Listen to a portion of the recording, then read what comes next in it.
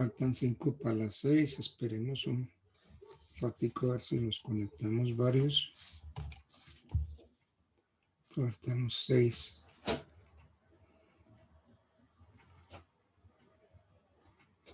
Luis Omar, Novia, María Estela Mariño.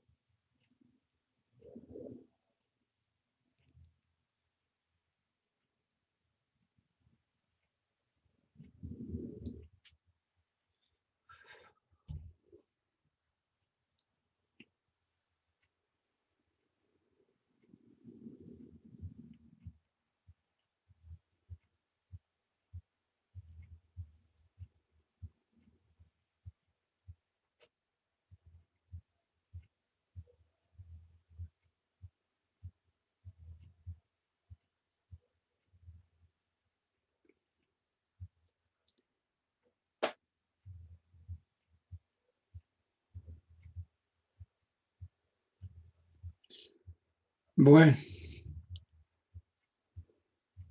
son casi las 6 de la tarde, 2 minutos para las 6.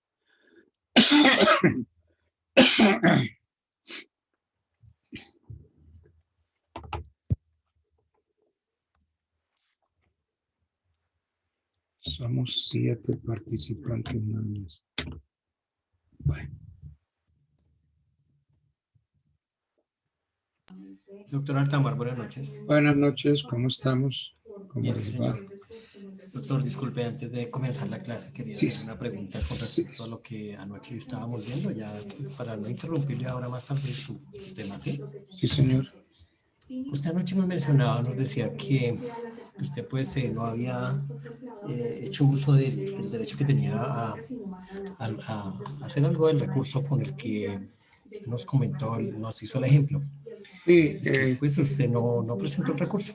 Sí, es cierto, yo no... Bueno, mi pregunta es la siguiente. No interpuse un recurso de apelación.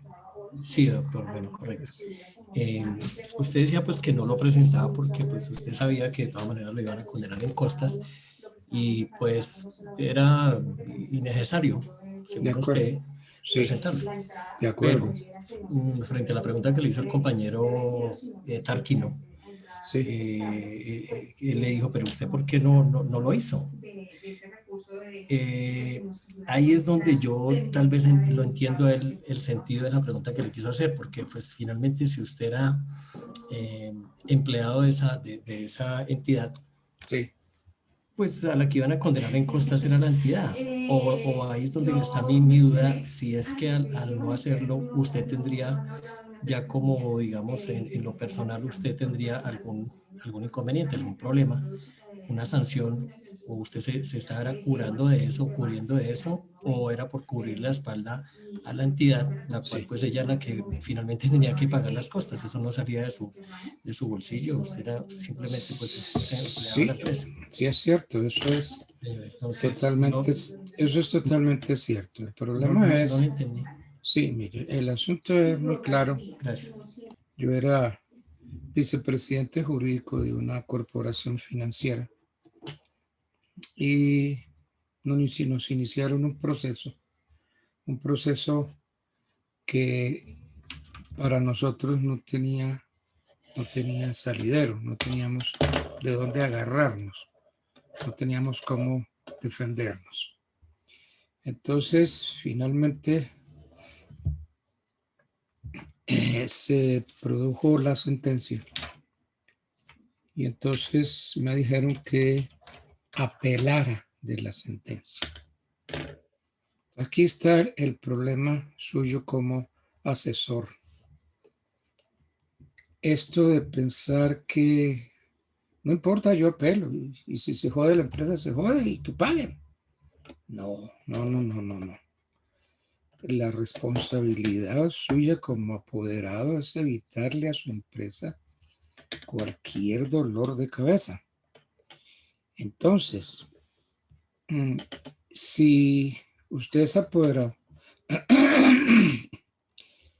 la condenan a la empresa suya a pagar unos perjuicios.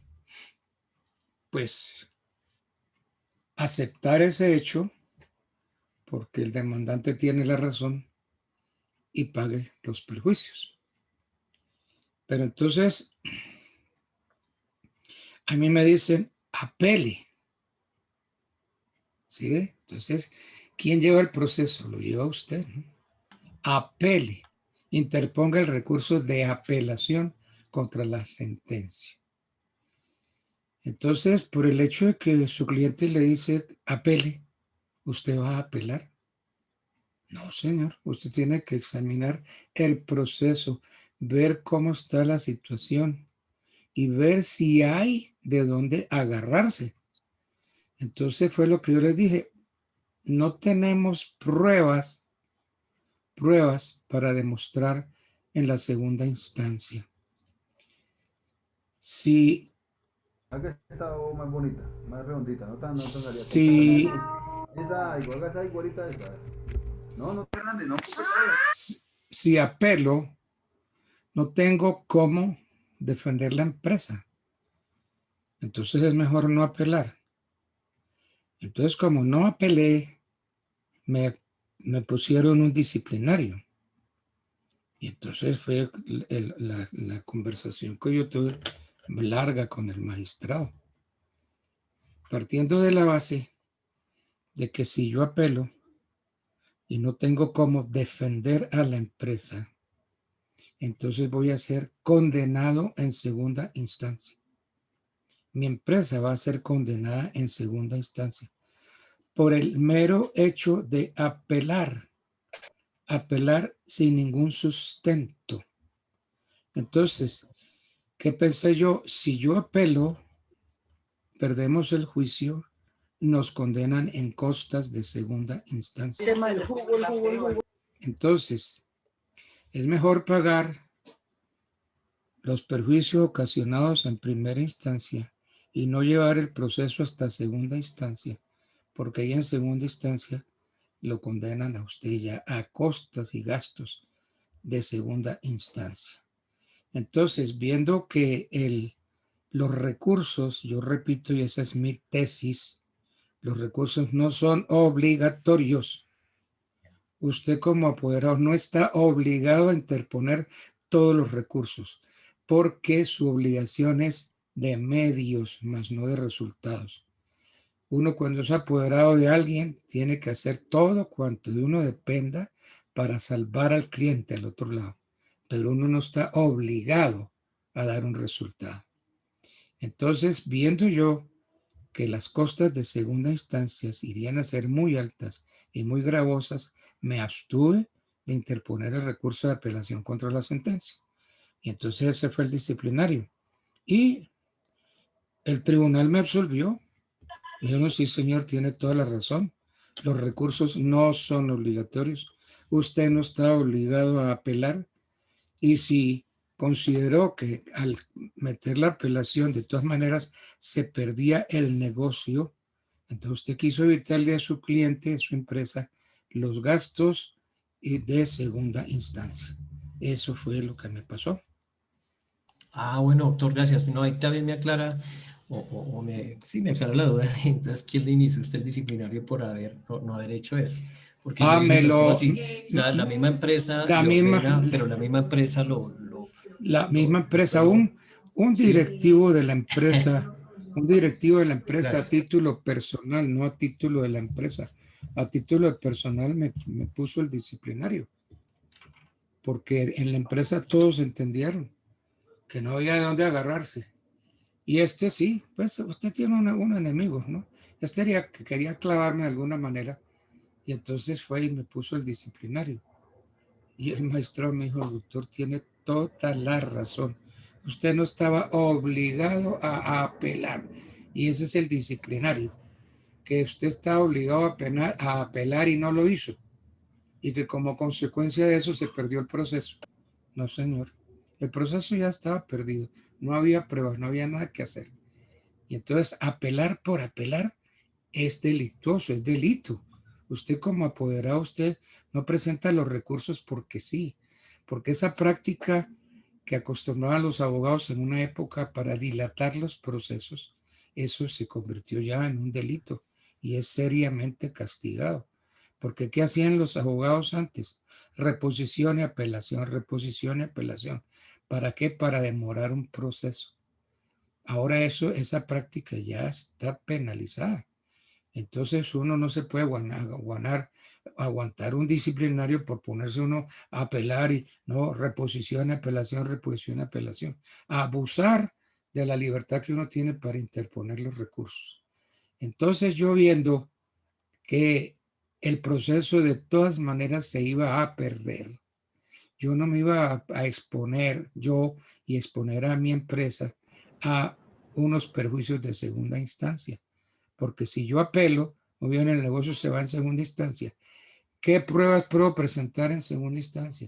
No tengo pruebas, no tengo nada que hacer en la segunda instancia. Entonces, ¿qué pasa? Que pierdo la segunda instancia y entonces ahí sí viene el demandante y dice, clávelo, páguelo, condénelo a pagar los perjuicios de segunda instancia. Entonces, en vista de que yo no estaba obligado, no interpuse el recurso y salí muy bien librado.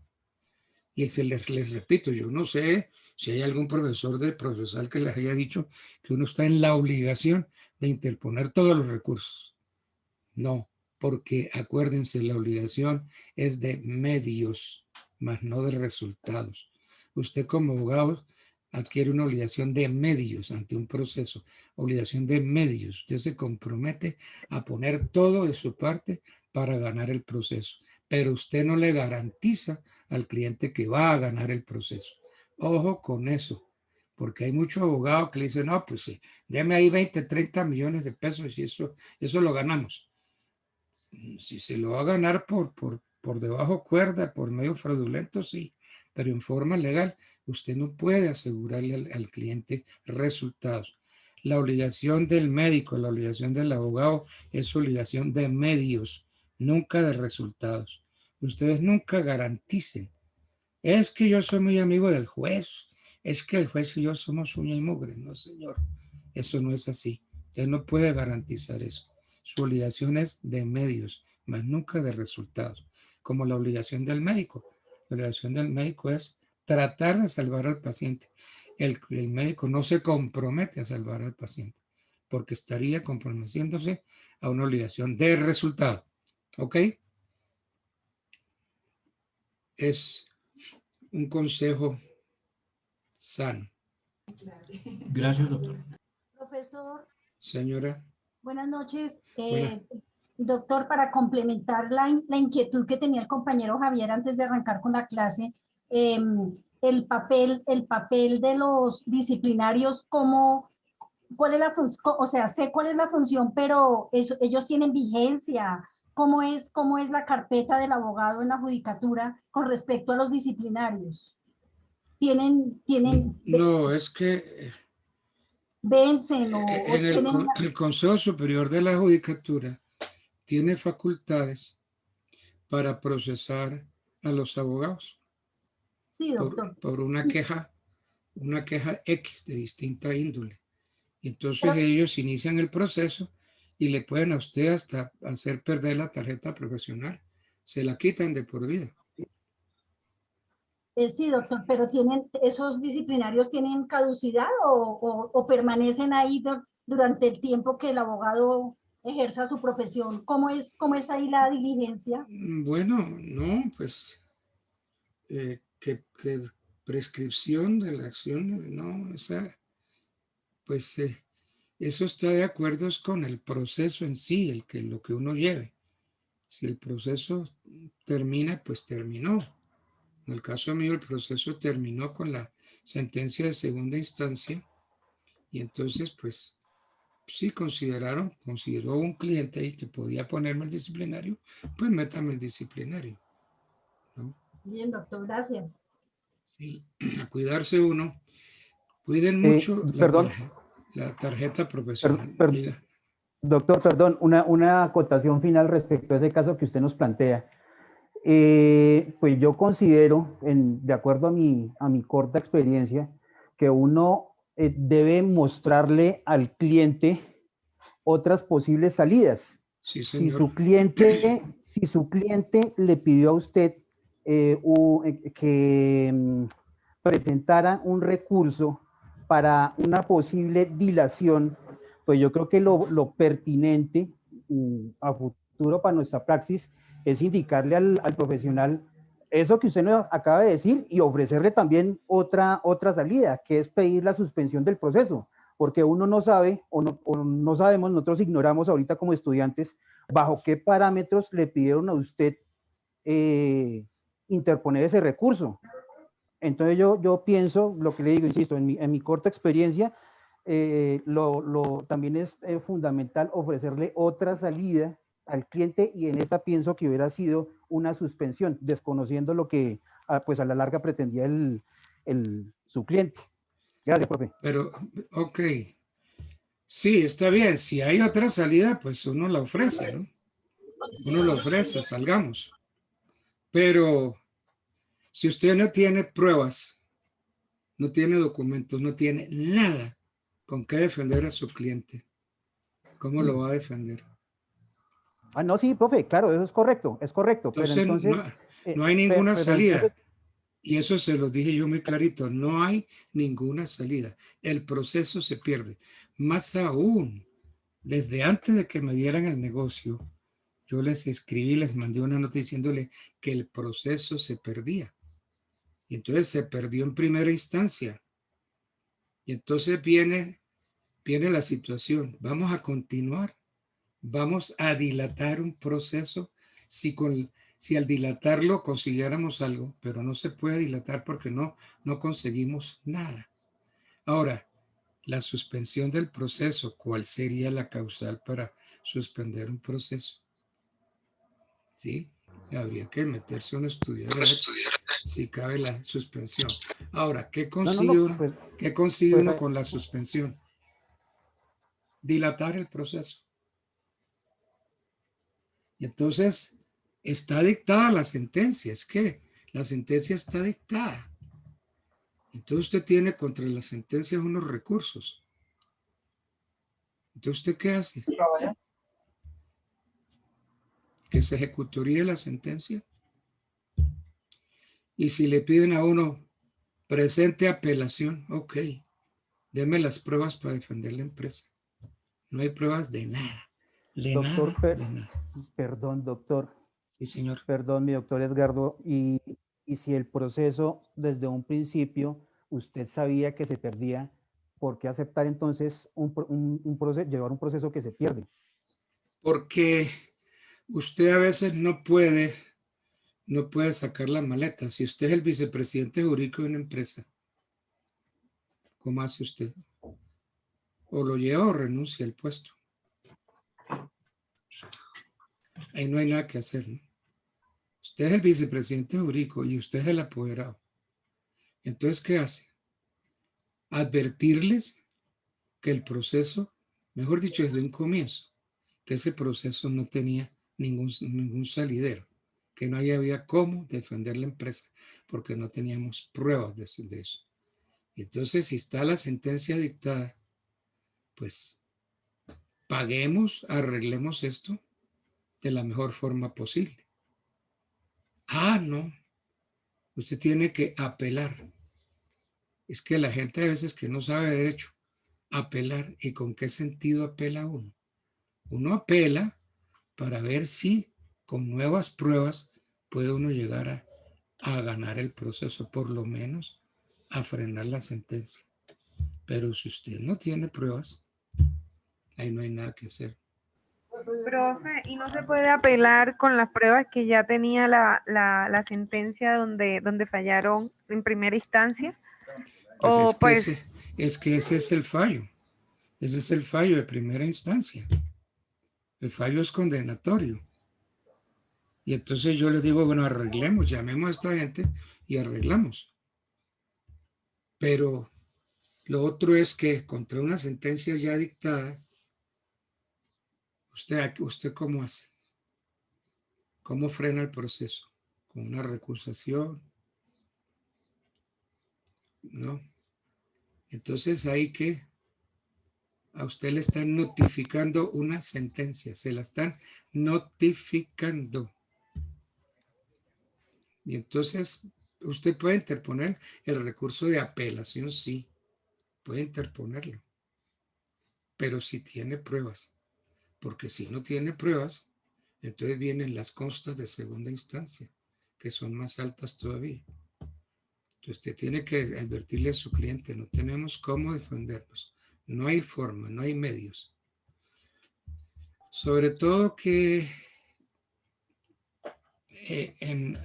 hubo una época en que las corporaciones se las robaban los propios directivos. Y entonces se robaban, se llevaban la plata.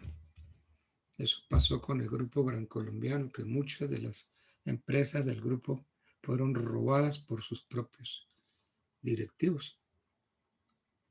Y entonces hacían toda clase de trapisondas. Entonces usted como vicepresidenta jurídica, ¿qué hace? Ya dictaron la sentencia. La sentencia es condenatoria. ¿Para dónde agarra? ¿Cierto? Pues entonces trate de arreglar el asunto. Trate de arreglarlo. Llámelos a una conciliación, a ver si se concilia, a ver si se llega a un arreglo.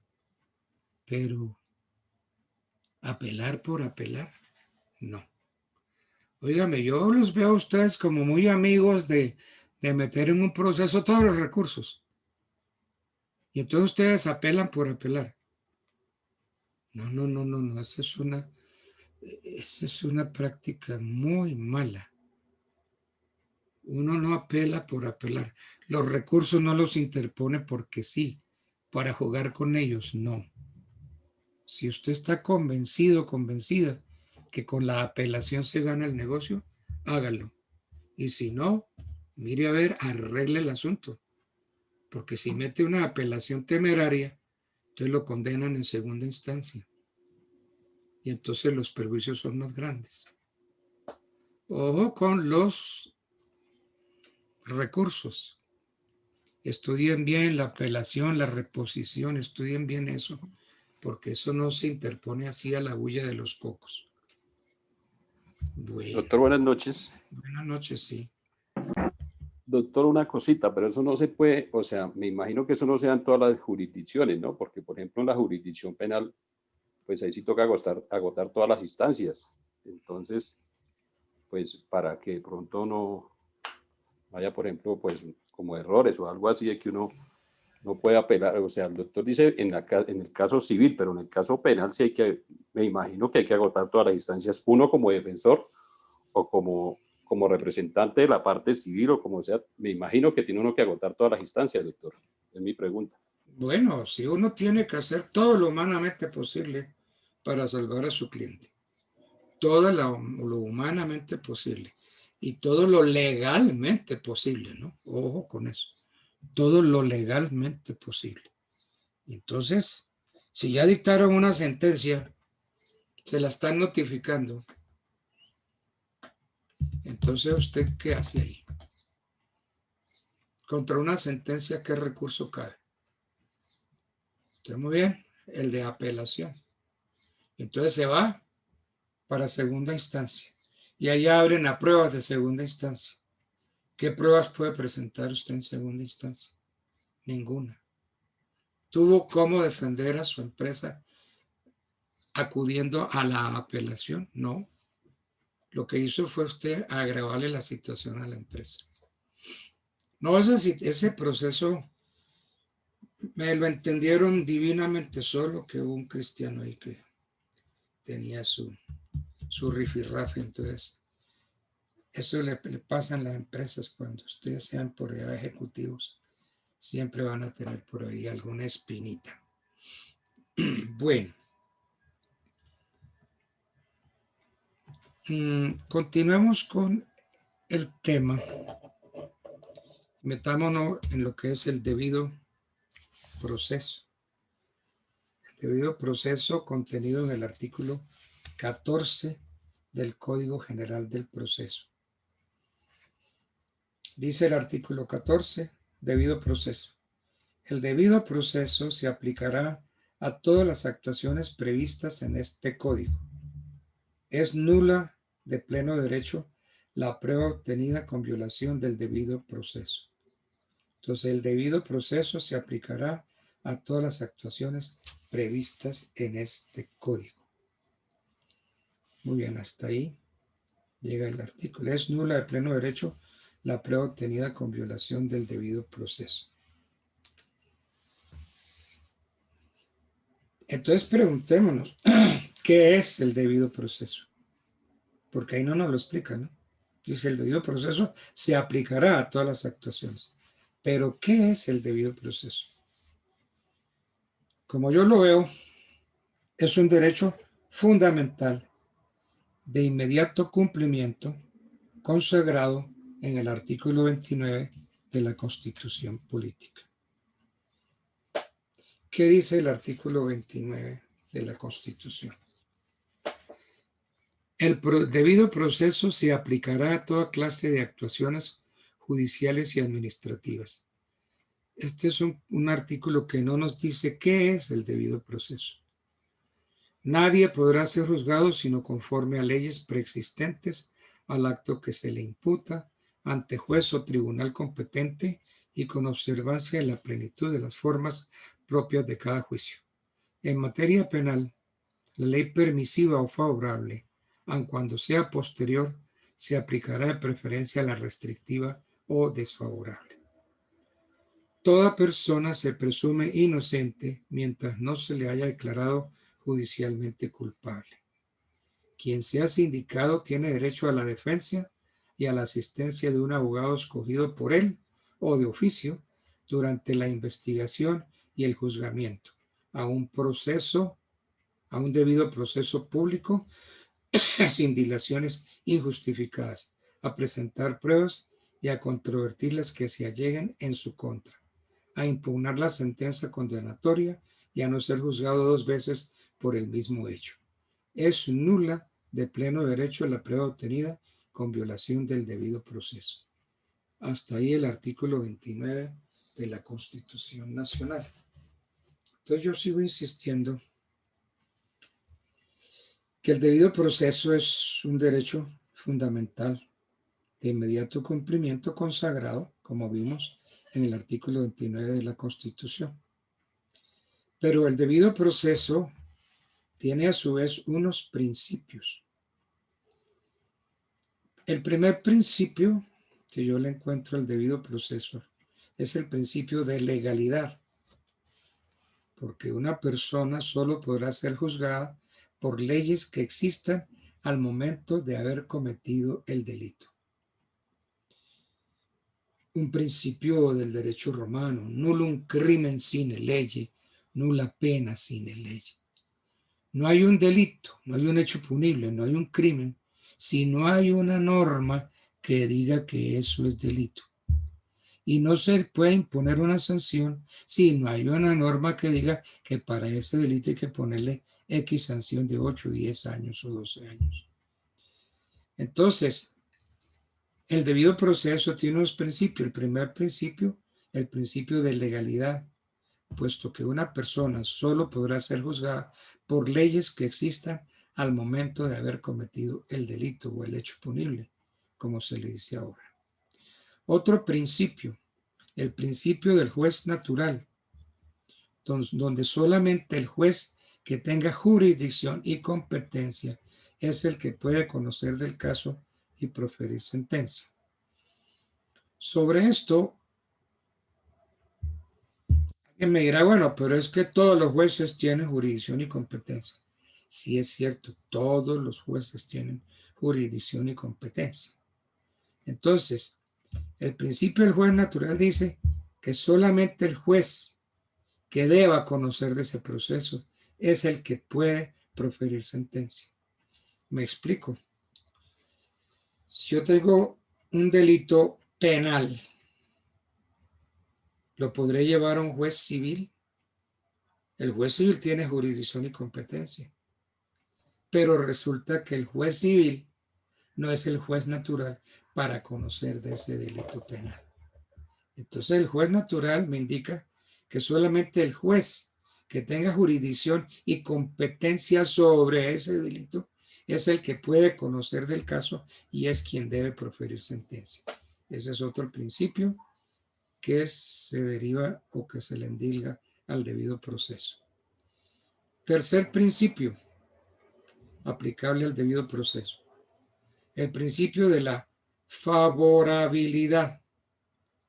Ya lo sabemos, en materia penal, el sindicado podrá acceder a beneficios que otorgue una ley posterior a su condena, pero nunca podrá recibir una pena mayor decretado por una ley posterior. Es decir,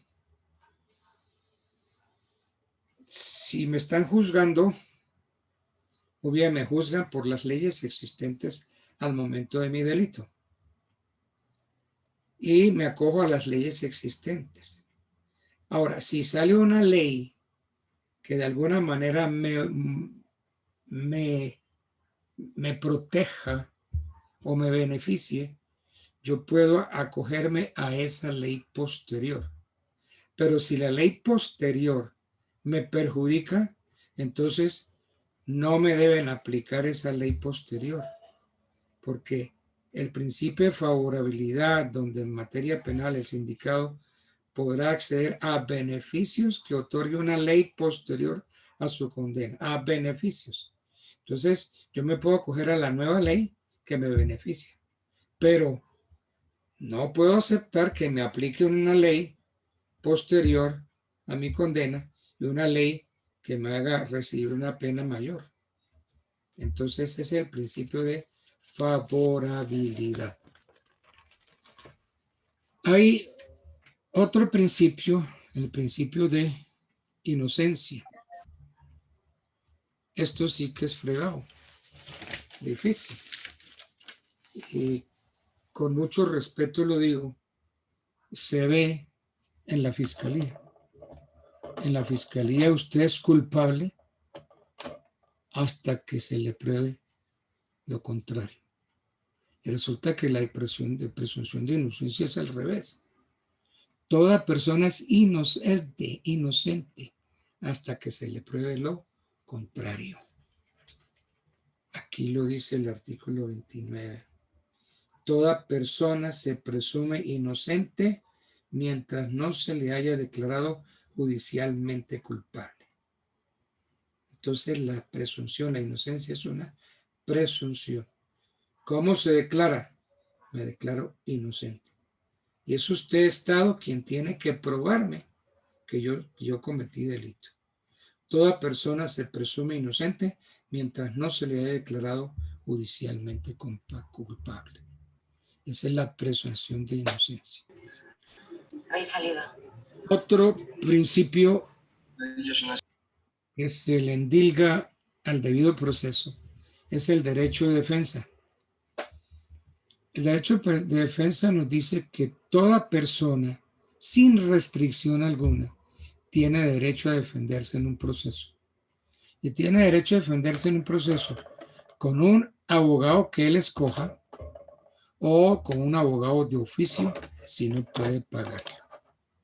Entonces, señor juez, ¿Cuál es ese principio?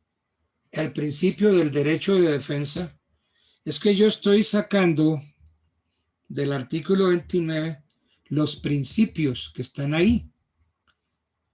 Está el artículo 29 y yo lo que estoy haciendo es que los estoy haciendo ver dónde están esos principios. Miren, después de la presunción de inocencia dice, quien sea sindicado tiene derecho a la defensa y a la asistencia de un abogado por él o de oficio, escogido por él o de oficio. ¿Sí ve? Quien sea sindicado tiene derecho a la defensa. Ahí está el derecho a la defensa, otro principio. Y a la asistencia de un abogado escogido por él, que llaman contractual, o de oficio, durante la investigación y el juzgamiento. A un debido proceso público, sin dilaciones injustificadas. A presentar pruebas, a controvertir las que se alleguen en su contra, a impugnar la sentencia condenatoria y a no ser juzgado 2 veces por el mismo hecho. Esto de no ser juzgado por el mismo hecho es otro principio que se conoce con el nombre de non bis in idem. Non bis con B larga, in idem. Nadie puede ser juzgado 2 veces por el mismo hecho. Entonces, del artículo 29, yo he sacado unos principios que salen del debido proceso del artículo 29. ¿No me han entendido para dónde va esta clase? Empecé diciendo que es el debido proceso. Y entonces también les dije, el debido proceso tiene a su vez unos principios.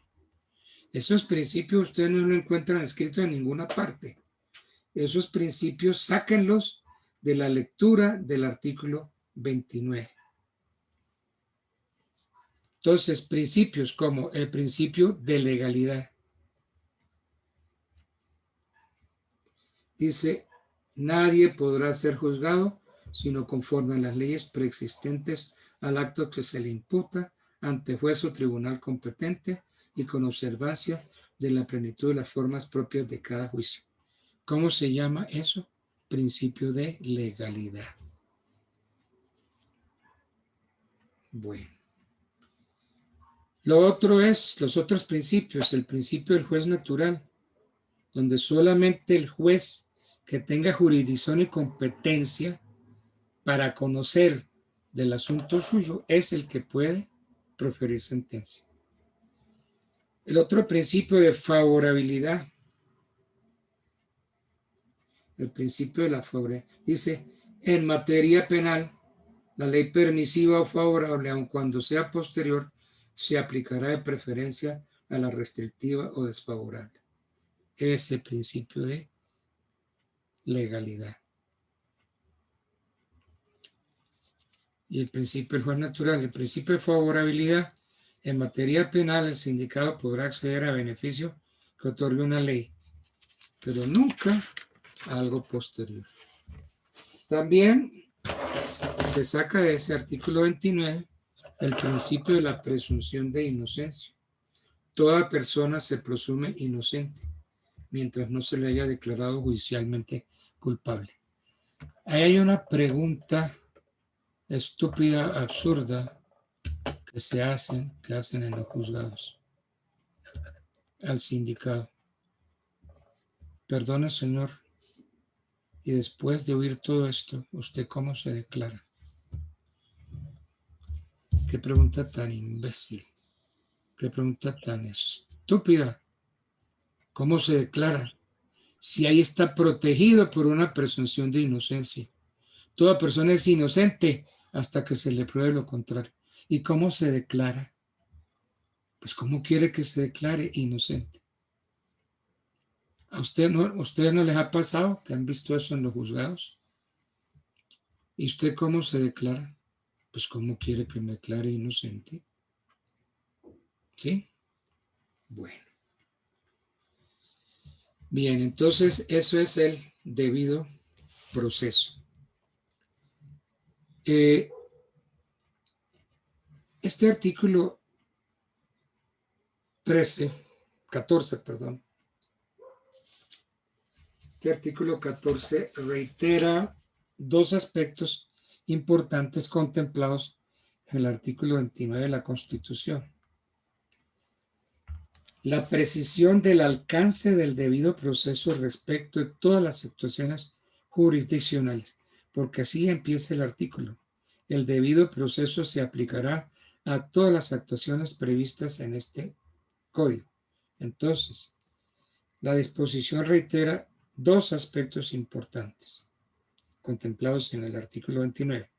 Primero, la precisión del alcance del debido proceso respecto de todas las actuaciones jurisdiccionales, sin importar que sean cumplidas por autoridades judiciales o por autoridades administrativas.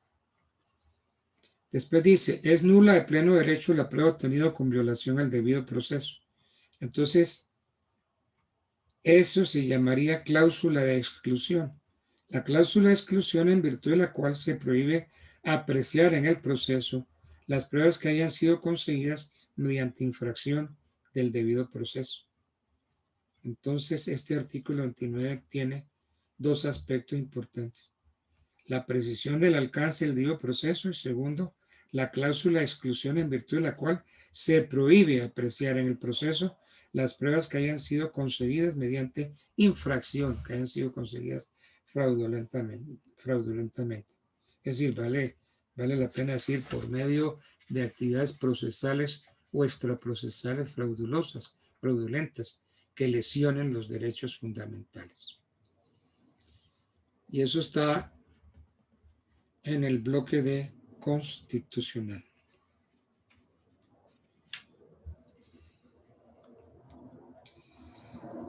El derecho al debido proceso o debido proceso sustancial, como algunos dicen, se descompone en varias garantías que tutelan diferentes intereses de los sujetos procesales. De un lado está el interés de asegurar el derecho de defensa y contradicción del inculpado y garantizar la presunción sobre su inocencia. Y de otro, merecen también tutela los derechos o intereses públicos o privados que se ven lesionados por la comisión de los delitos, a la par que es necesario permitir el esclarecimiento de la verdad real. Algunos de los derechos sustanciales tutelados por las normas superiores relativas al debido proceso son prevalentes por su misma naturaleza. Tal, por ejemplo, el derecho a no ser juzgado, sino conforme a las leyes preexistentes al acto que se imputa, o el principio de favorabilidad. Estos principios no admiten limitaciones. Otros derechos, en cambio, el derecho de defensa y el derecho de contradicción, pueden verse limitados para garantizar intereses legítimos alternos, siempre y cuando su núcleo esencial no resulte desconocido y las limitaciones sean razonables y proporcionadas. Bien, entonces De esto trata el artículo 14. Que yo, como me toca mirar con ustedes el Código General, es que pusieron así para dictarlo en una clase. Código General del Proceso. Por Dios.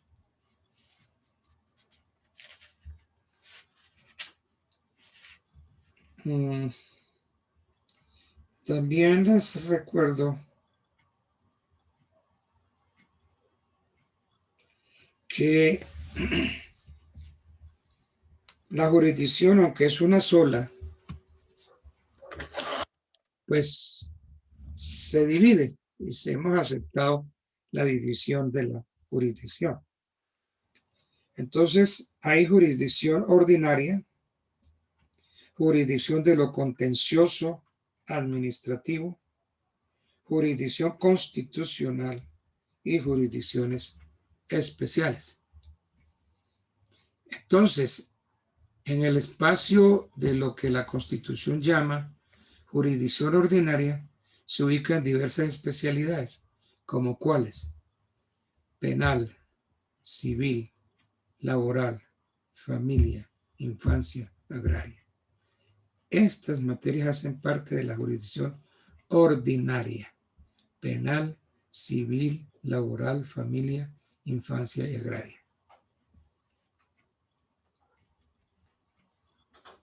Entonces, aquí toda persona que tenga una pretensión para demandar encuentra el juez competente. Claro que hay una cláusula general de competencia a favor de la jurisdicción ordinaria y luego otra a favor de la civil y culmina con otra a favor del juez civil de circuito. Entonces, si no hay regla que atribuya una competencia a otra jurisdicción, se entiende que corresponde a la ordinaria. Si no hay una norma que lo atribuya a especialidad, corresponde a la civil.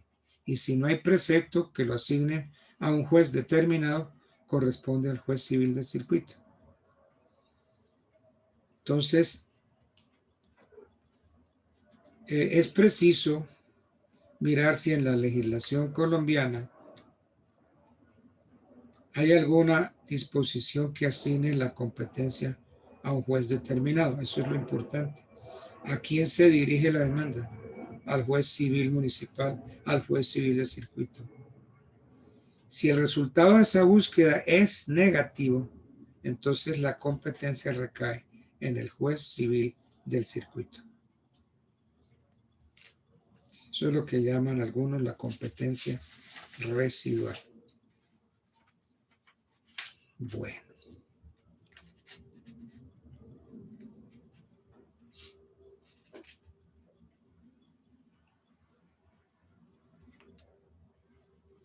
El artículo 16 dice prorrogabilidad e improrrogabilidad de la jurisdicción y la competencia. Prorrogabilidad e improrrogabilidad. Vamos a mirar eso. Dice el 16 del Código General del Proceso.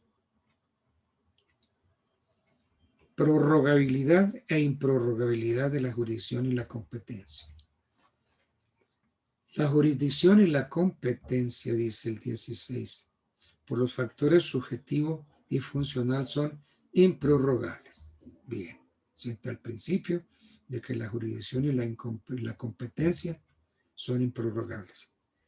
Cuando se declare de oficio o a petición de parte la falta de jurisdicción o la falta de competencia por los factores subjetivo o funcional, lo actuado conservará validez, salvo la sentencia que se hubiere proferido que será nula y el proceso se enviará de inmediato al juez competente.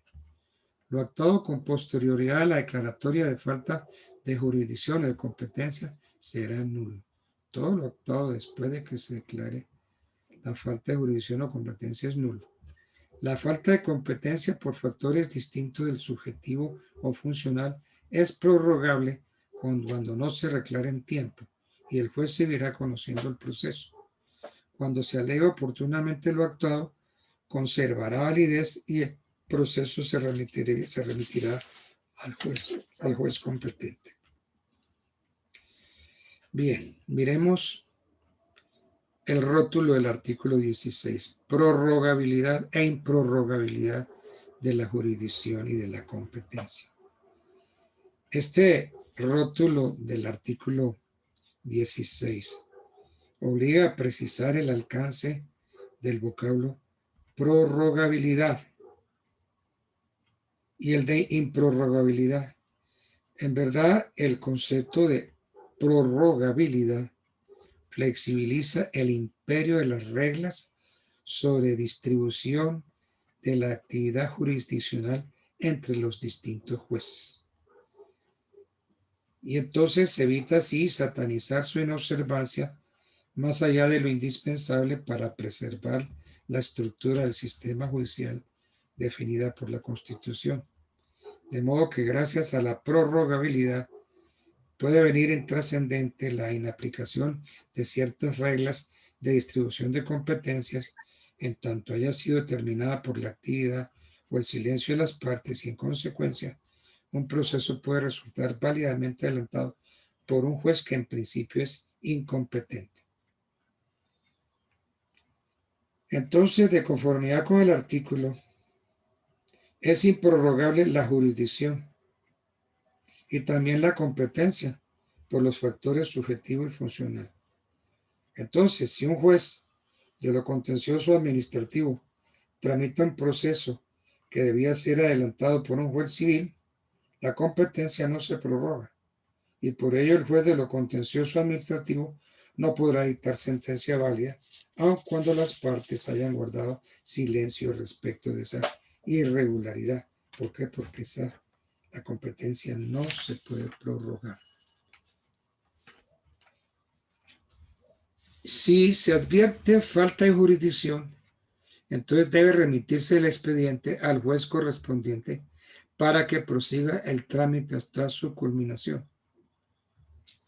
Y si el juez incompetente hubiera dictado sentencia, pues esa sentencia carece de validez y el juez competente deberá remitir la de reemplazo cuando reciba el expediente.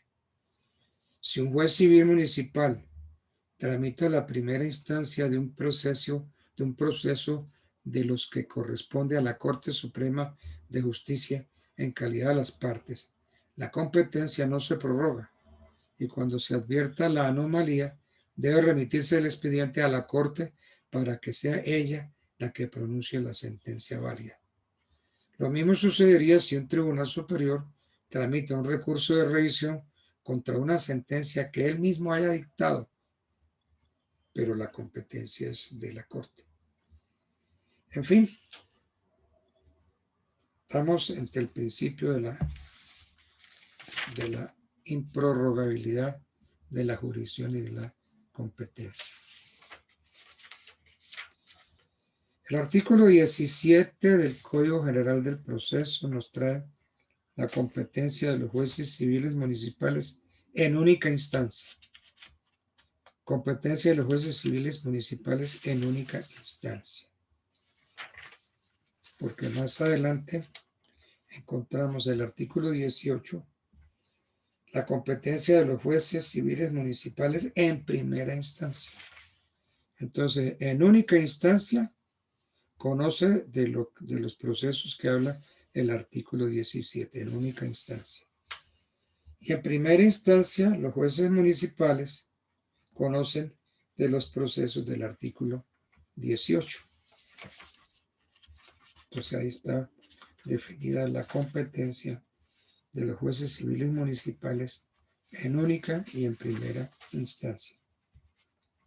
Igualmente, para los jueces civiles del circuito también hay competencia. Entonces, en el artículo 20 encontramos la competencia de los jueces civiles del circuito en primera instancia. Entonces, ahí en el artículo 20 se enumeran los casos de los que conoce el juez civil del circuito en primera instancia.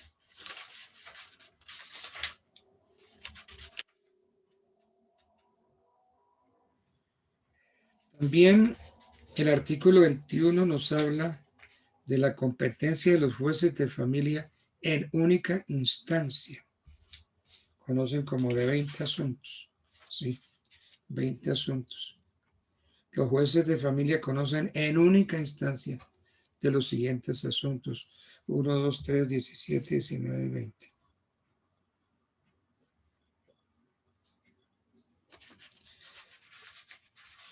Esta competencia del juez de familia en única instancia no hay que confundirla con la competencia en primera instancia, porque es que hay unos procesos muy claros. Competencia de los jueces de familia en única instancia, artículo 21. Y competencia de los jueces de familia en primera instancia, artículo 22.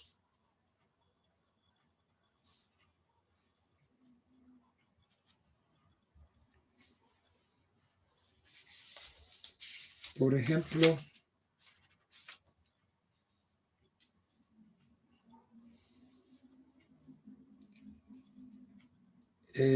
un proceso de alimentos corresponde al juez de familia en única o en primera instancia. ¿Ustedes qué opinan? Si tienen el código general, miren a ver. Única instancia. ¿De conformidad con qué numeral?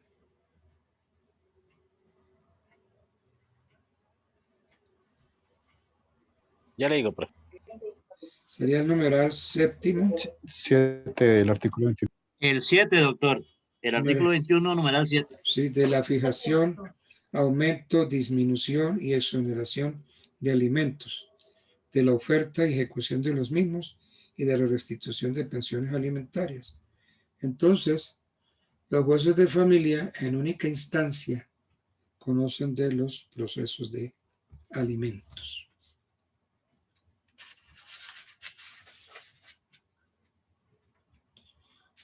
Bueno. Un proceso de nulidad de matrimonio. ¿Quién conoce? El juez de familia. El juez de familia en primera instancia, numeral 1, doctor. Exactamente. El juez de familia en primera instancia. De los procesos contenciosos. Es que hay procesos de divorcio, de matrimonio, que no sean contenciosos, pregunto. Sí, doctor, los que se hacen de común acuerdo. De común acuerdo. Claro, por mutuo acuerdo. Artículo 21, literal 15. Entonces, los procesos contenciosos y la cesación de los efectos civiles del matrimonio religioso y separación de cuerpos conoce el juez de familia en primera instancia. Pero puede conocer un notario, ¿no es así? Sí, doctor, cuando es de un acuerdo. Sí, señor. Por mutuo consentimiento. Bien, bueno.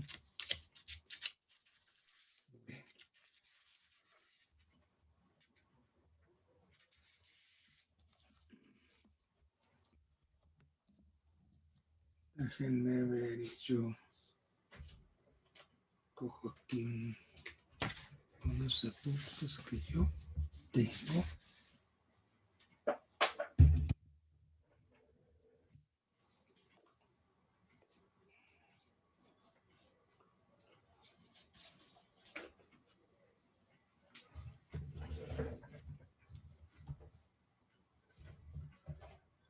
¿Qué se me hizo?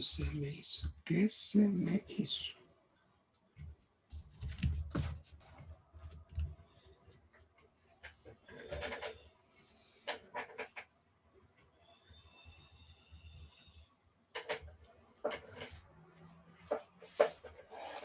Perdón, voy a buscarme unos apuntes que tengo.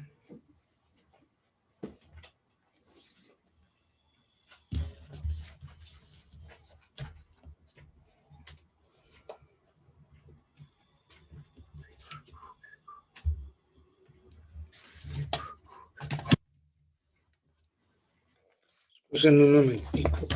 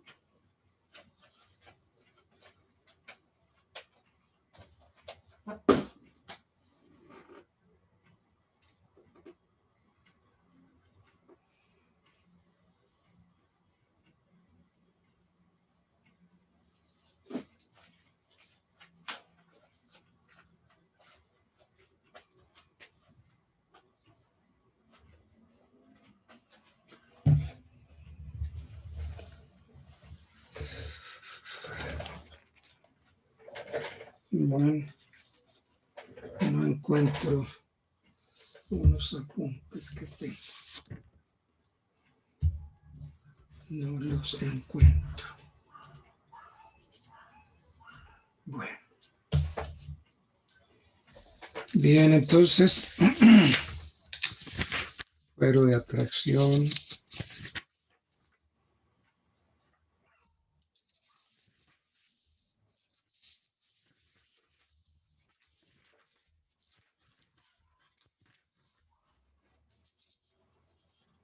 Las cuantías, pues eso vive cambiando. Hoy, ¿en cuánto está la cuantía, la mínima, en cuánto está?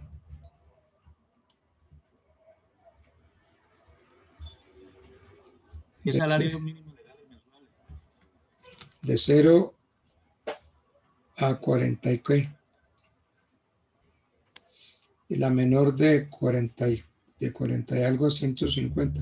Y la mayor es de 150 para arriba. Sí, salarios mínimos, pero... Sí, señor.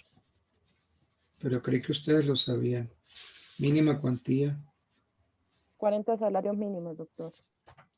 ¿Sigue siendo todavía ahí, de 0 a 40? Sí, señor. La menor de 40 a 150. 150, sí, señor. Y la mayor es de 150 en adelante. Ah, bueno, entonces esos son. Sí, doctor. Esos son los datos que yo tengo en la cabeza, que no ha cambiado. Mínima 0,40, menor de 40 a 150 y mayor de 150 en adelante. Entonces, salarios mínimos legales.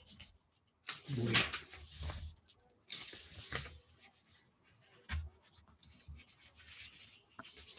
Profe, está en el artículo 25 del Código General del Proceso. Sí, habla ahí de la, pero es lo que yo quería ver si sí estaban los mismos valores. Que los mismos valores hablan de la mínima de 0 a 40. Ahí sí, 25 cuantía. Pero creí que eso hubiera podido variar, haber cambiado. Sí, el artículo 25 se mantiene. Bueno. Doctor. Señor. Buenas noches. Buenas noches. Es que aquí hay en el código, gracias, en el Código General del Proceso hay un cuadro de resúmenes de cuantía. Y dice que a partir del 1 de octubre del 2012, las cuantías son las siguientes. La mínima cuantía versa sobre pretensiones patrimoniales que no excedan el equivalente a 40 salarios mínimos legales mensuales vigentes. Sí, esa es la nota de vigencia que le ponen a mucho Código General del Proceso. Dice, este artículo entró a regir el 1 de octubre de 2012 de conformidad con lo dispuesto en el artículo 627.4. Esa es la nota de vigencia. Pero yo quería ver si estaba vigente todavía o no, si lo cambiaron o no. Bueno, no, entonces no lo han cambiado, está igualito. Bueno.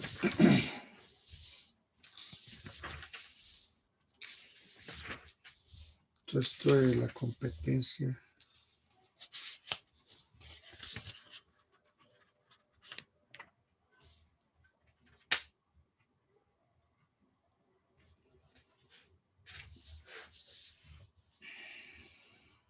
¿De qué conoce la Sala de Casación Civil de la Corte Suprema de Justicia? El artículo 30 del Código General del Proceso nos dice: la Corte Suprema de Justicia conoce en Sala de Casación Civil, primero, de los recursos de casación, de los recursos de revisión, queja, el exequatur de sentencias proferidas en país extranjero, etcétera, etcétera.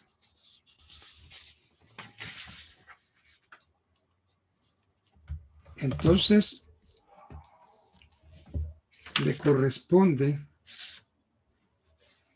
a la Corte Suprema de Justicia el recurso de revisión contra las sentencias emitidas por la misma Corte o por los tribunales superiores.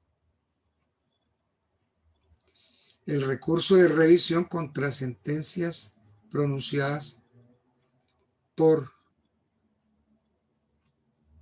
los tribunales superiores o por la misma Corte. Porque los recursos de revisión de laudos arbitrales corresponden al Consejo de Estado.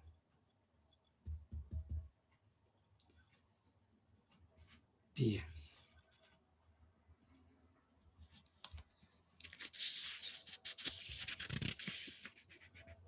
Competencia de las salas de familia y los tribunales superiores. Bueno. Competencia funcional de los jueces civiles del circuito de los jueces de familia.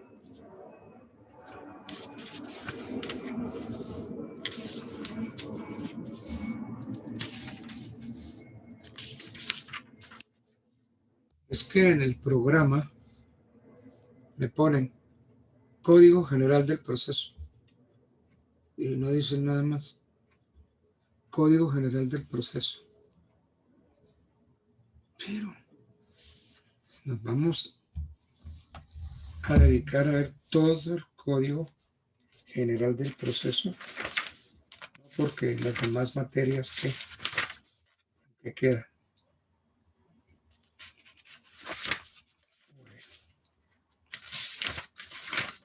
Yo estoy mirando lo importante, todo es importante, pero lo más importante.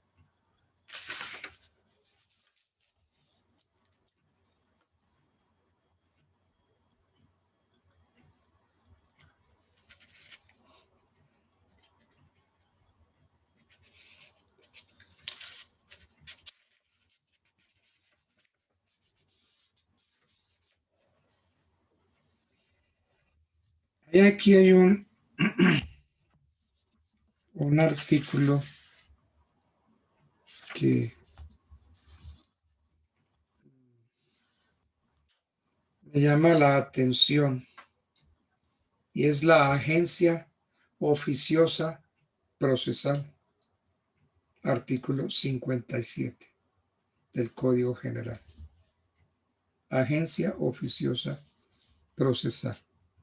Se podrá demandar o contestar la demanda a nombre de una persona de quien no se tenga poder. Realmente muy pocas veces uno hace uso de eso. Uno siempre espera el poder para poder demandar o contestar. Pero resulta que uno puede hacerlo así no tenga poder. Y entonces eso es lo que se llama agencia oficiosa procesal. Se podrá demandar o contestar la demanda a nombre de una persona de quien no se tenga poder, siempre que ella se encuentre ausente o impedida para hacerlo. Bastará afirmar dicha circunstancia bajo juramento, que se entenderá prestado por la presentación de la demanda o la contestación. El agente oficioso del demandante deberá prestar caución dentro de los 10 días siguientes a la notificación que se haga a aquel del auto que admita la demanda. Si la parte no la ratifica dentro de los 30 días siguientes, se declarará terminado el proceso y se condenará al agente oficioso a pagar las costas y los perjuicios causados al demandado. Si la ratificación se produce antes del vencimiento del término para prestar la caución, el agente oficioso quedará eximido de tal carga procesal. Es que muchas veces uno se entera de que contra sutano o sutana se ha iniciado un proceso y ese cristiano o cristiana está por allá en otra ciudad. Oiga, mija, llama uno, la niña está en Medellín o en Cali. Oiga, ¿sabe usted que la demandaron aquí en Bogotá? ¿Cómo así? Sí la demandaron, un proceso así, ta. Óigame, necesito que me mande el poder, pero si no da tiempo, entonces uno le dice, mire, voy a actuar como agente oficioso suyo.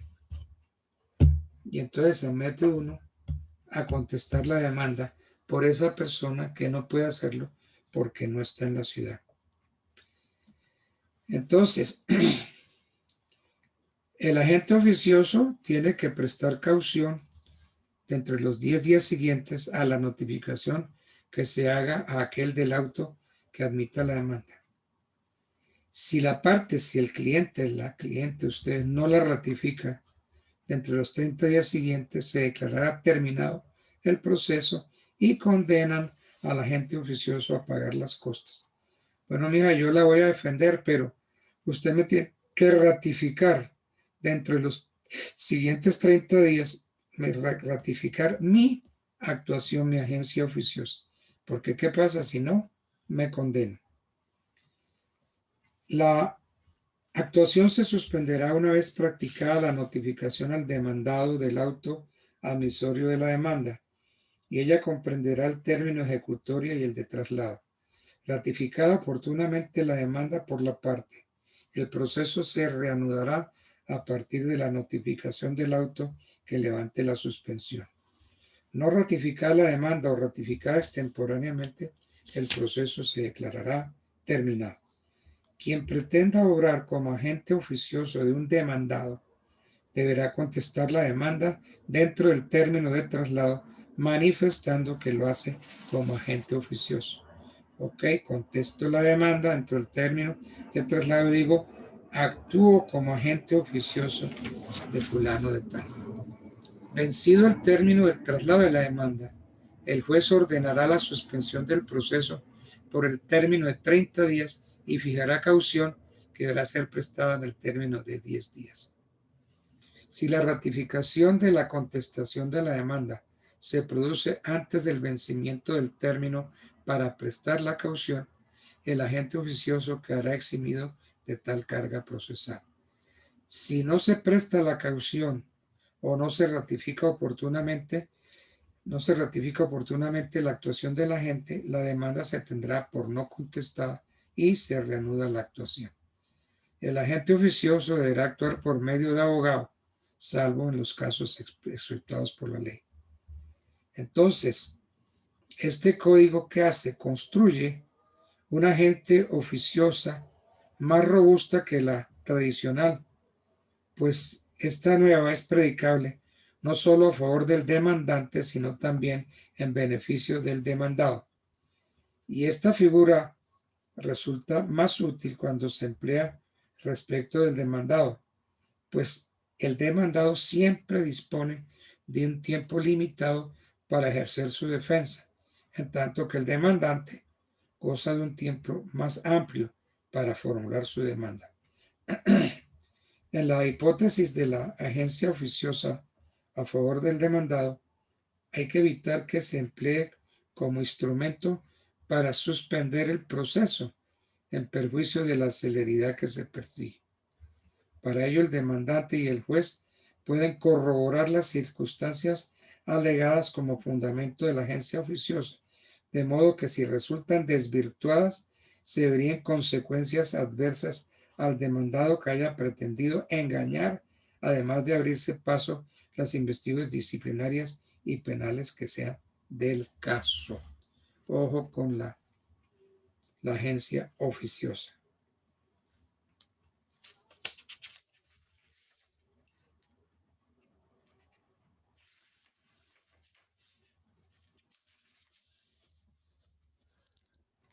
Yo les pongo este problemita.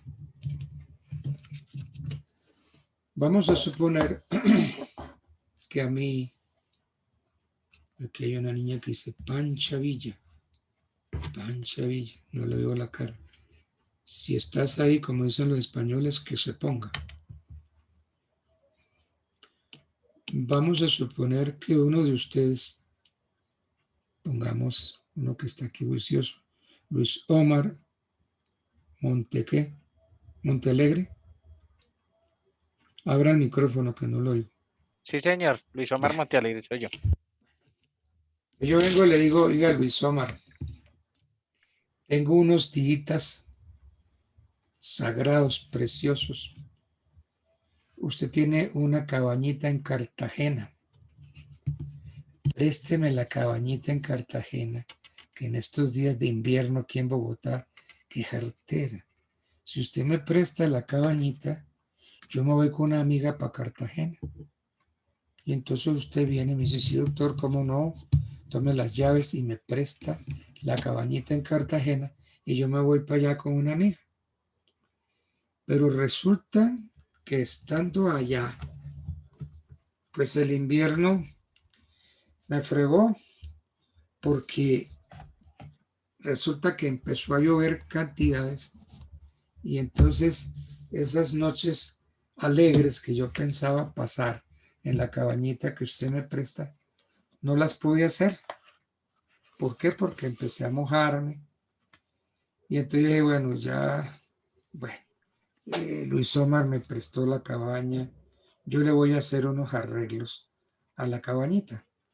Entonces yo vengo y le hago unos arreglos. Entonces ahí actúo como agente oficioso suyo, porque vengo y le hago arreglos a la cabañita. Pero resulta que se acabó el tiempito que usted me dio, se pasó ese invierno, ya regresé a Bogotá y entonces yo siempre fue que le metí como 20 millones a su cabaña y entonces le digo, oiga Luis Omar, pues arreglemos esto, hombre, yo le metí mucha plata a su cabañita.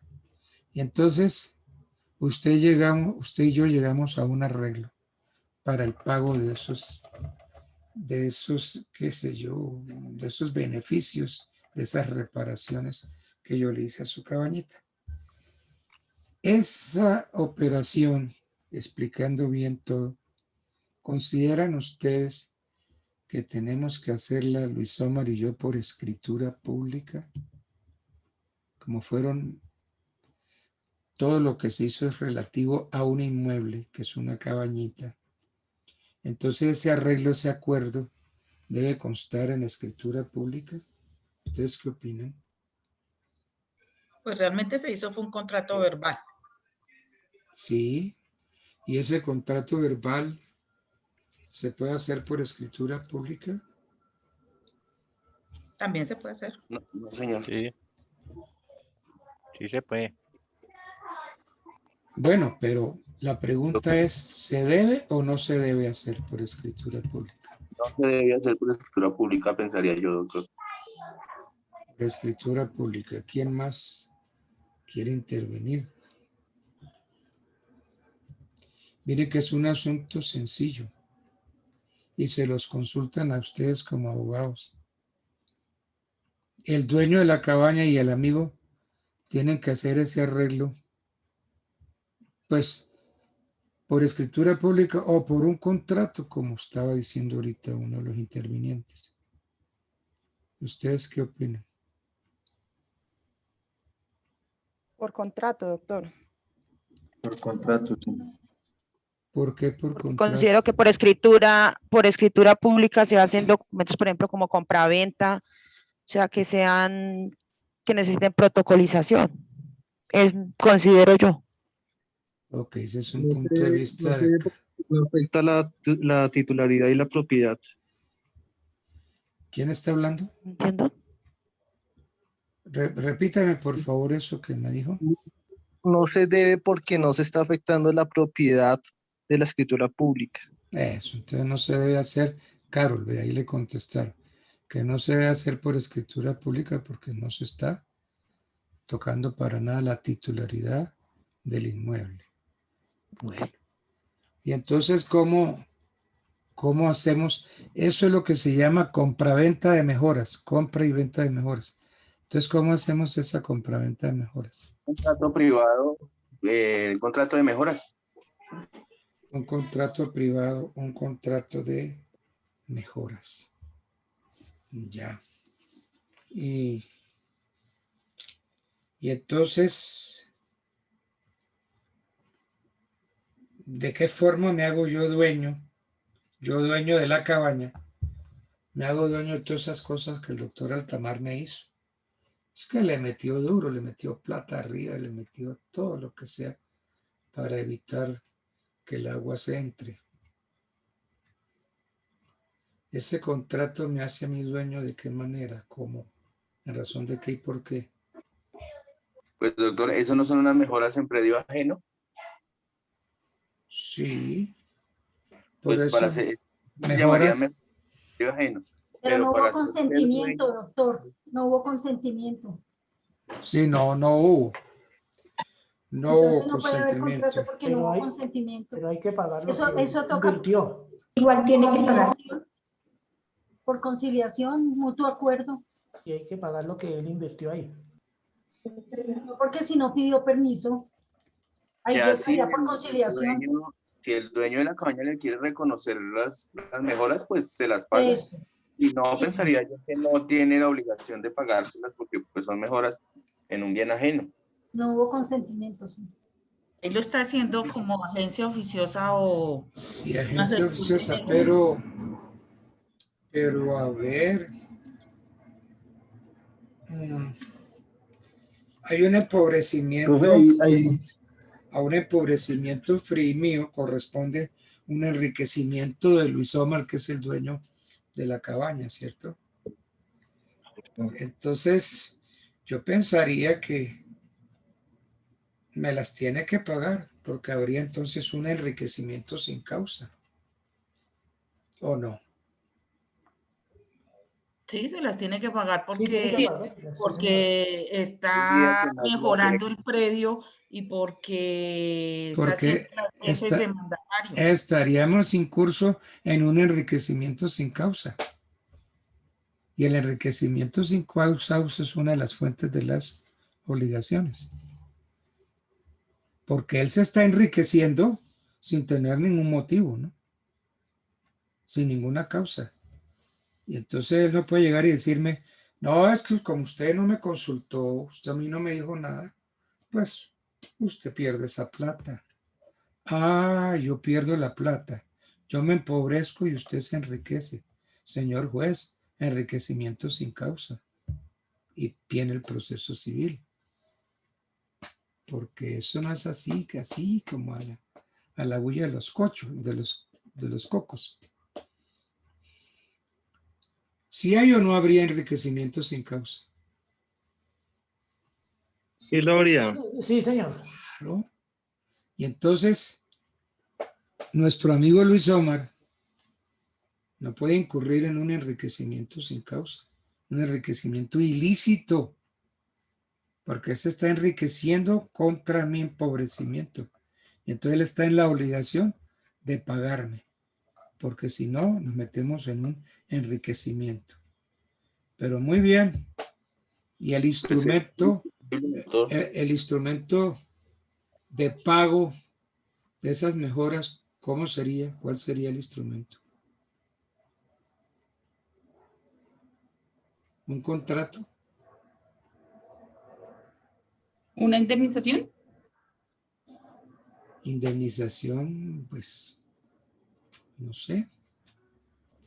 ¿Por qué indemnización? Pues por las Pues si mejoras que él... Perdón, pero si se va por un proceso es a través de la sentencia. Entonces, Doctora, habría que iniciarle un proceso por enriquecimiento sin causa. hablando de la agencia oficiosa, que es lo que se tiene en cuenta ahí. Eso está en el artículo 2309, que dice así: el que administra un negocio ajeno contra la expresa prohibición del interesado no tiene demanda contra él, sino en cuanto esa gestión le hubiera sido efectivamente útil y existiera la utilidad al tiempo de la demanda. Por ejemplo, si de la gestión ha resultado la extinción de una deuda que sin ella hubiera debido a pagar el interesado. El juez, sin embargo, concederá en este caso al interesado el plazo que pida para el pago de la demanda y que por las circunstancias del demandado parezca equitativo. Pero es que el artículo que usted me leyó, si mal no estoy, comienza con algo muy clarito. El que administra un negocio ajeno contra la expresa prohibición. Sí. Resulta que es que aquí yo no tuve ninguna prohibición. Yo hice los arreglos. Me llamé una cantidad de obreros y le arreglé la cabaña a Luis Omar. Entonces allí no es que estaba administrando un negocio contra la provisión de Luis Omar. Entonces, así no tengo yo acción, no tengo demanda contra Luis Omar. Entonces, yo no estaba actuando como a nombre de él. Hice todas las cosas, sí. Y entonces se beneficia él. A ver, ¿cuál sería la fórmula, hombre?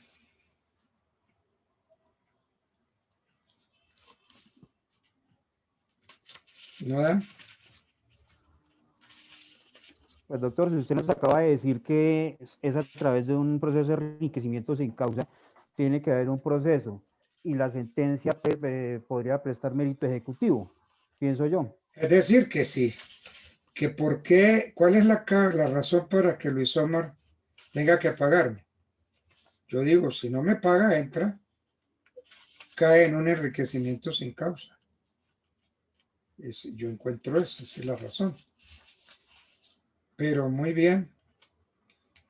Entonces que no hay proceso y me preocupa es de qué manera se puede aclarar este punto. La conciliación, doctor. Una demanda entre un juzgado civil. A ver, mis queridos abogados, les voy a leer el artículo 713 del Código.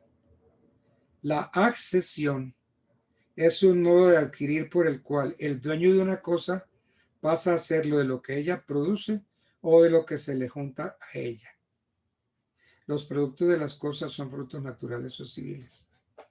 Y resulta que aquí no hay un fenómeno clarito de la accesión. Y la accesión de conformidad con el artículo 673 no es un modo de adquirir el dominio. En los modos de adquirir el dominio de las cosas, dice el 673. La ocupación, la accesión.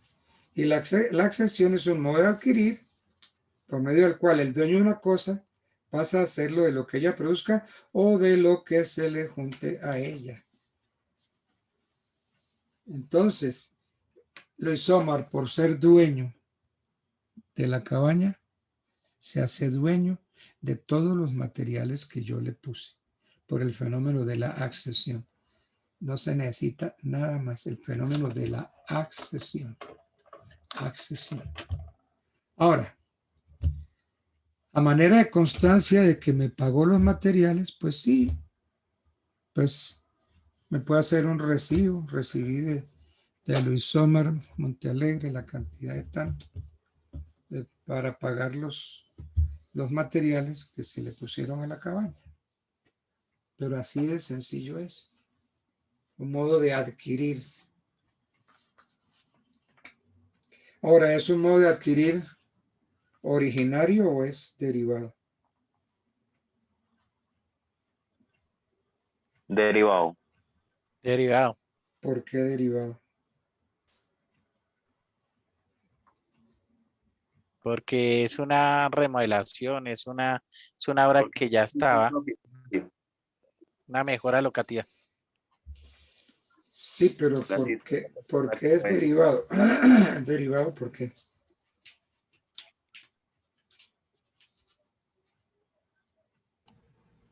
Doctor, yo diría que deriva porque pues, disculpe la redundancia, pues deriva de un contrato principal que fue el préstamo originalmente pues de la cabaña, y pues ya resultaron haciendo las reformas, se accesó ese arreglo A ver, que fue inicialmente original. En principio yo compro los materiales.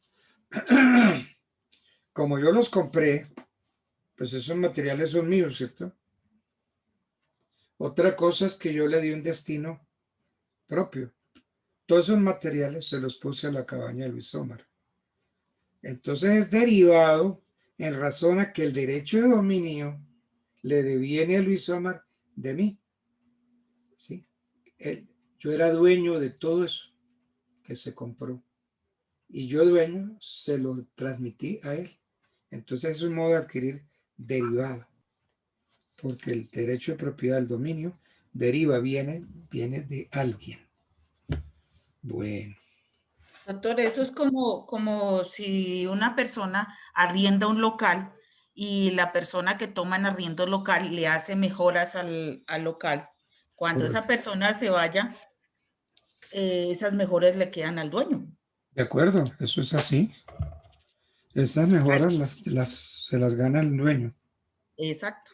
Así sucede con Luis Omar. Luis Omar le alquiló la cabaña y el señor le hizo unas mejoras, pues esas mejoras le quedan al señor porque, digamos, sería como en contraprestación del tiempo que estuvo allá en la cabaña. Sí, pero ¿cuál es la figura por medio de la cual Luis Omar se hace dueño? ¿Cómo adquiere Luis Omar la propiedad? Por la accesión, doctor. El fenómeno de la accesión. Por la accesión, que está estipulado en el artículo 713 del Código. Eso, por la accesión. La accesión no requiere nada más. El dueño de la cosa pasa a ser lo de lo que ella produce o de lo que se le junta a ella. Entonces él, como dueño de la cabaña, se hace dueño de lo que se le juntó, todo lo que se le puso al techo. Bueno. Quiero recordar ahora un poco algo que uno no vuelve a tratarlo, no sé por qué. Eso como que se va dejando a un ladito. Quiero tratar la figura del litis consorcio o litis consortes. Entonces, litis consortes. Los voy a ubicar a ustedes en el artículo 60 del Código General del Proceso. Dice el artículo 67 y 30. Yo debo terminar en 15 minutos para poder subir la clase. Litis consortes. Artículo 60. Litis consortes facultativos. Estos litis consortes facultativos también se llaman voluntarios, ¿no? Acuérdense de eso. Entonces, aunque el código dice litis consortes facultativos, pónganle una notica ahí, o voluntarios. Dice el artículo, salvo disposición en contrario, los litis consortes facultativos serán considerados en sus relaciones con la contraparte como litigantes separados. Los actos de cada uno de ellos no redundarán en provecho ni en perjuicio de los otros, sin que por ello se afecte la unidad del proceso. Eso dice el 60. Entonces, hagámosle algún análisis a este articulito. Ya dije que los litis consortes facultativos también son voluntarios. Entonces, son litis consortes facultativos o voluntarios los litigantes que comparten la posición de demandantes o de demandados en el mismo proceso, sin ser sujetos de una misma relación sustancial, sino de relaciones distintas que son debatidas conjuntamente en el proceso. Entonces, respecto de la contraparte, los liticonsortes facultativos son considerados como litigantes separados y los actos de cada uno de ellos no pueden redundar en provecho ni en perjuicio de los otros. Entonces, por ejemplo, la muerte de una persona deja varios dolientes. Entonces, cada uno de los familiares es titular de una pretensión indemnizatoria que lo legitima para reclamar por separado la reparación de los perjuicios que hayan sufrido como consecuencia de ese acontecimiento trágico. Pero, dada la relación de conexidad entre las reclamaciones de los dolientes, bien pueden unirse y formular una sola demanda en contra del victimario, caso en el cual se forma un litis consorcio facultativo de la parte demandante. También puede suceder que, habiendo formulado demanda por separado, cada uno de los dolientes en el curso del proceso se decrete la acumulación de los procesos y se forme entonces un litis consorcio facultativo. La sentencia que se produzca puede no ser uniforme respecto de todos los litis consorcio. En ella el juez puede negar la indemnización reclamada por unos litis consortes y reconocer la que han impetrado los otros, porque, por ejemplo, los primeros no demostraron el daño que alegaron en la demanda y los segundos sí. Entonces esa sería la explicación que por hoy podemos dar del artículo 60, litis consortes facultativos. Y continuaremos mañana analizando los otros litis consortes. Bueno, muchachos, me place saludarlos. Perdón, doctor, antes de que se vaya, un favor, los links para las sesiones, las grabaciones, si por favor nos las puede regalar en la plataforma. Los links sí, estamos grabando. Eso se está grabando. Pero por favor, si nos puede regalar, nos los puede regalar en la plataforma. Bueno, entonces voy a pedirle el favor a la doctora Claudia. Listo. Que Listo. es la que se encarga de estas grabaciones. Listo, muchas gracias. Bien. Bueno, para saludarlos, una buena noche. Doctor, muchas Doctor, muchas gracias. A ustedes. Gracias, Muy profe. amable. Que tenga buena noche. Que tenga buena noche, profe. Gracias, gracias. Bueno, Gracias. salir.